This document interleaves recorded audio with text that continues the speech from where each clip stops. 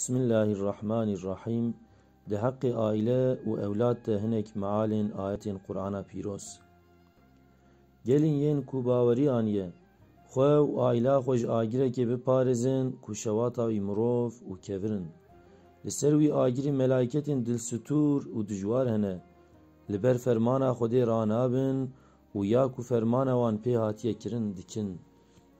Gelîn yên kafir bûne, îro lêborîna xwe nexwazin, hûn ê tenê cezayê kirinên xwe bikişînin. Agahtar bin, bêguman malên we û zarokên we ji bo we bes îmtîhan û cerbandin in. Bêguman xelata mezin li ba Xweda ye. Ji tirsa feqîriyê zarokên xwe nekujin, lewra em rizqê we û yê zarokên we jî didin.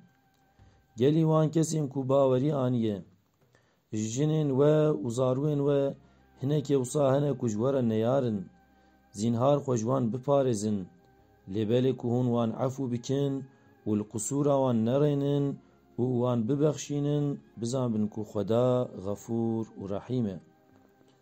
Gelî bawermendan, bi rastî malê we û zarokên we ji we re îmtîhan ekin, xelata mezin li ba Xweda ye. Nexwe bi qasî ji we were xwe ji ezaba Xwedê biparêzin, li fermana wî guhdarî bikin, biyawî bikin û ji bo qenciya xwe xêran bikin. Kî nefsa xwe ji bexîliyê û şitimatiyê biparêze, ha ewin yê serfîraz. Gelî yên ku bawerî anîne, bila mal û zarokên we ji zikrê Xweda meşgûl nekin, kîvê bike ha ewin yê ku xesirîne. İbrahîm pêxember wiha daet kir: Ya Rabbê min û zarokên min bigerne ji wan kesên ku li mêj dikin. Ya Rabbê me, tu duayên min qebûl bikî. Ya Rabbê min, tu min û dêw bavê min û bawermendan di roja hesabdayînê de bibexşînî.